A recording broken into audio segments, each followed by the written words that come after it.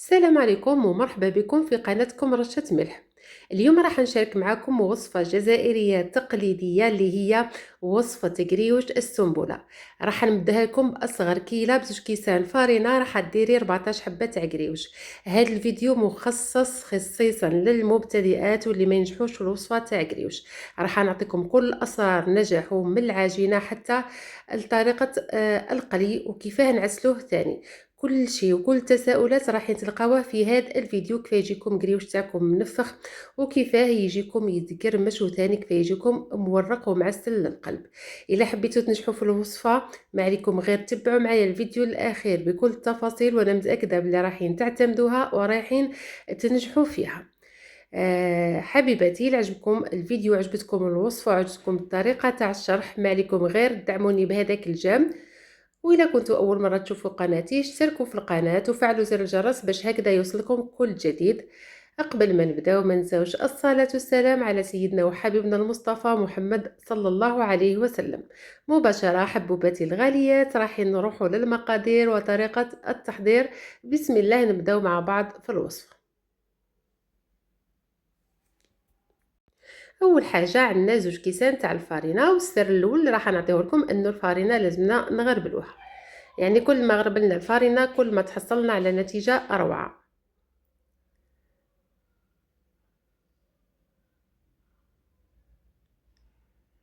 راح نزيد لهم رشه من الملح، ربع ملعقه صغيره البنات نتاع خميره الحلويات، عندنا نصف ملعقه تاع الفانيليا، وعندنا على راس الملعقه من خميره الخبز. هادو المقادير مضبوطه جدا جدا البنات، تبعوني وما تخافوش. نخلطوا هاد المكونات الجافه مع بعضهم. وهنا جبت نصف كأس نتاع السمن الدائب ناقص 2 أصابع. نعاود نصف كأس من السمن الدائب والبارد تماما، نقصت منه 2 أصابع. 2 أصابع اللي مازالوا لي أصبع زدت له الزيت العادية، والأصبع الثاني ما زدت والو، يعني عندنا كأس ونص ناقص أصبع من ليدام. ونزيدو حبة تاع البيض البنات راح نضربوها، نديو النصف والنصف الاخر نخليوه نخدموه به حاجه خلاف، يعني راح نديو نصف بيضه. نبداو البنات نبسو في الفارينه تاعنا، نبسوها مليح كما راكم تشوفوا في الفيديو. نعاود البنات المقادير جدا مضبوطه. نعاود بالنسبه لكميه السمن عندنا كأس او نصف كأس ناقص 2 أصابع من السمن الدايب والبارد. زدت لهم أصبع من الزيت العادية، ولات لي نصف كاس إلا أصبع تاع ليدام، يعني راني نبسس فيه في الفارينة نتاعي. يعني تقولوا كيفاه، يعني زوج كيسان تاع الفارينة تجيب لنا 14 حبة تاع قريوش. تبعوا معايا البنات وما راحش تندموا، تبعوا معايا فقط للأخير. هنا البنات جبت نصف كأس من الماء وماء الزهر اللي كنت دفيتهم. تبعوا معايا مليح. زدت لهم ملعقة صغيرة من الخل.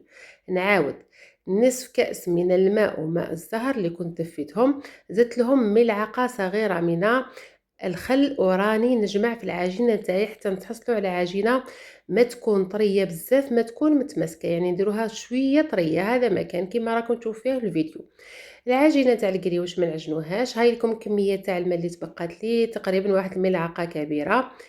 قلت لكم ما نعجنوش العجينه تاع القريوش، نحطوها في نيلو ونخلوها ترتاح من ساعه حتى لساعتين. انا خليتها ترتاح في الثلاجه تقريبا ساعه، يعني ما كانش عندي الوقت بزاف. نتوما تقدروا تخلوها حتى ساعتين ولا 3 سوايع. ممكن تخلوها ساعه واحده البنات، راح تعاونكم بزاف في العمل كما راها تعاون فيا الان. هنا البنات رشيت لو بلون دو طرافاي نتاعي بشويه تاع نشا، ما تكثروش نشا بزاف، وبديت نحل في العجينه نتاعي. جاتني سهله بزاف للحلان، على خاطر القوام تاع العجينه ما جا جاري ما جا ناشف. على بها قلت لكم ديروا العجينه تكون طريه وما تكونش طريه بزاف، وفي نفس الوقت ما تكونش متماسكه. هنا البنات بعد ما فتحت العجينه تاعي حطيت شويه تاع نشا، ما كثرش بزاف، طبقتها على زوج. راح نزيد نحط شويه تاع نشا من الفوق ونعاود نطبقها. دائما الجهه ملي مفتوحه نحطوها على يدنا اليسر ونبداو نفتحو. عاودت رشيت لو بلون دو طرافاي بعد ما طبقت العجينه تاعي، رشيت العجينه نتاعي من الفوق بالنشا وراني نفتح فيها بنفس الطريقه. هنا رانا نديرو في عمليه التوريق، يعني عمليه سهله جدا وما تتعبش بزاف وما تديش الوقت بزاف. نحلوها على سمك ما يكونش رقيق بزاف، نحلوها بالطول ونحلوها تاني بالعرض. نرشوا العجينه تاعنا بالنشا، دائما نوصيكم ما تكثروش كميه النشا. نطبقوها على زوج، نعاودو نرشوا النشا ونعاودو نطبقوها على زوج. دائما الجهه المفتوحه نحطوها من اليسر. ونرشوا البلون دو طرافاي، هنا طبقناها للمره الثانيه البنات. ونرشوا العجينه تاعنا ونبداو نفتحوا فيها للمره الثالثه.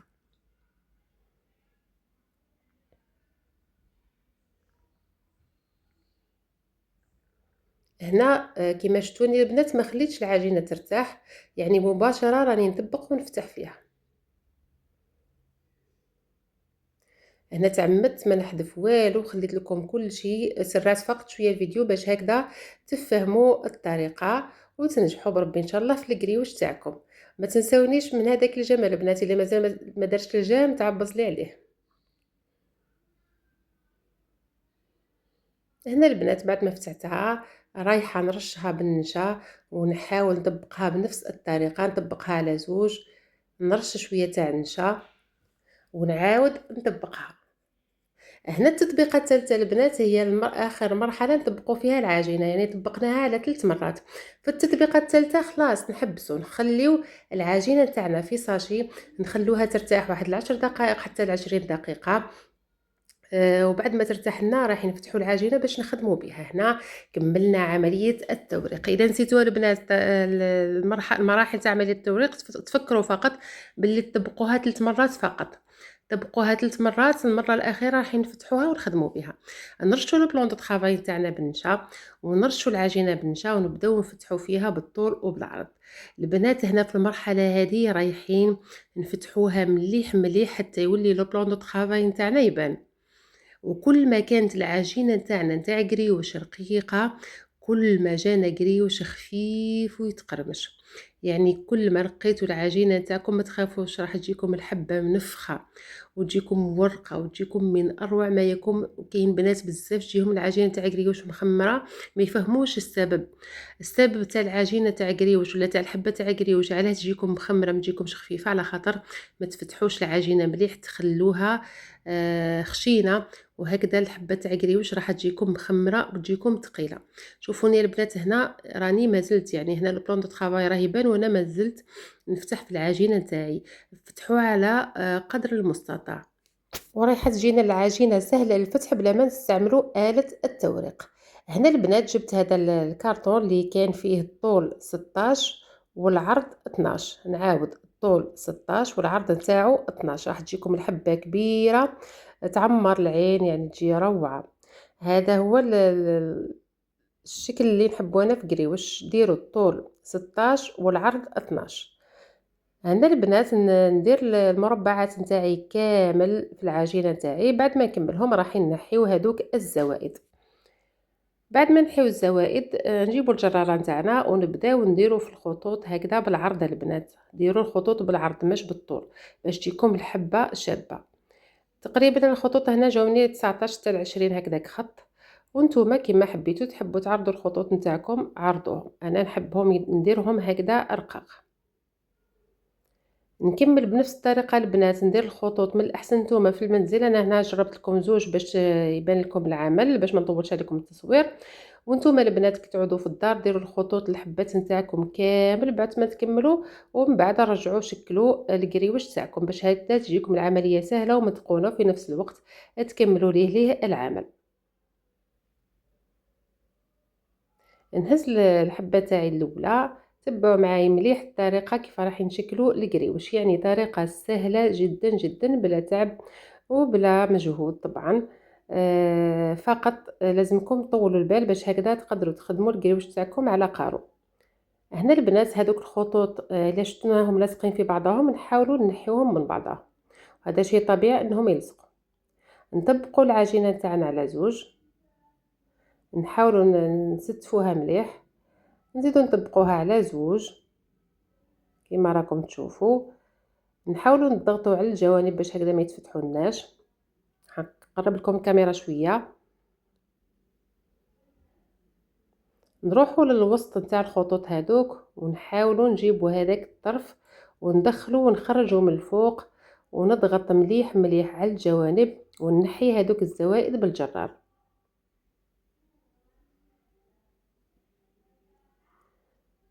راح نزيد نشارك معكم وحده خلاف باش تشوفوا مليح الطريقه.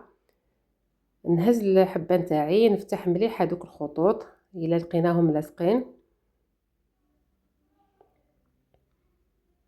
نطبقوا على زوج، نحاولوا نسويوهم ونعاودوا نطبقوا على 4، نضغطوا مليح على الجوانب، نروحوا للوسط نتاع الخطوط هذوك ونحاولوا نجيبوا الطرف تاع الحبه تاع قريوش ندخلوه ونخرجوه من الفوق ونستفوا مليح الحبه نتاعنا، نحيو الجوانب بالجراره ونكملوهم كامل بنفس الطريقه. البنات هنا بعد ما كملت ركزوا معايا مليح في طريقه القلي. بعد ما كملت البنات سخنت الزيت نتاعي، بعد ما سخنت لي الزيت نقصت للنار يعني خليتها قليله شويه، وبديت نقلي في الحبه نتاعي. كما شفتوني استعملت هذاك العود تاع الشواء، يعني خلخلوا الخطوط هذوك ما تخلوهمش لاصقين في بعضهم باش هكذا يتنفخوا لكم البنات. وبالكم يعني تطيروا الحبات تاعكم ولا الخطوط هذوك، يعني فتحوهم غير بشويه. نحط لهم شويه تاع الزيت من الفوق، وبعد ما يطيبوا لنا يصفروا لنا. طبعا اللون تاع القريوش تاعكم نتوما اللي تحكموا فيه، اللي تحب القريوش تاعها احمر تخليه تتقلى مليح. كيما شفتوني انا في بدايه الفيديو حطيت لكم زوج يعني الوان تاع القريوش، واحد درتو صفر شويه وواحد درتو احمر، كل واحد كيما يحب اللون تاع القريوش نتاعو. لا حبيتو احمر قليوه مليح، ولا حبيتوه صفر يعني قليوه شويه. كي تشوفوه باللي صفر معاكم نحيوه مباشره. هنا البنات بعد ما نحيناه راح نمد لكم ونوري لكم طريقه التعسل اللي هي سهله جدا. بعد ما كملت القريوش تاعي كامل سخنت شويه تاع العسل بلا ما نزيد لها حتى اضافه. حطيت الحبه تاعي تاع قريوش مليح في العسل، يعني دخلتها مليح في العسل وهزيتها حطيتها في كسكاس تقطر. نكمل الحبات كامل بنفس الطريقه، يعني طريقه التعسل سهله جدا. نكمل الحبات نتاعي بنفس الطريقه. بعد ما شد لهم العسل راح نزيد لهم شويه نتاع الججلانيه من الفوق، وهي تقطر البنات باش هكذا تلصق لكم الججلانيه في الحبات تاع القريوش. شوفوا النتيجه النهائيه روعه البنات، من اروع ما يكون. اذا عجبتكم الوصفه فضلا وليس امرا كثروا لي من هذاك الجانب باش يوصل الفيديو لاكبر عدد ممكن من المتابعين، وشاركوه مع الاهل والاصدقاء والاحباب. هكذا كامل نستفادوا من الوصفه تاع قريوش، وكامل نوليو نتقنوها. الى الملتقى في فيديو اخر وفي وصفه اخرى.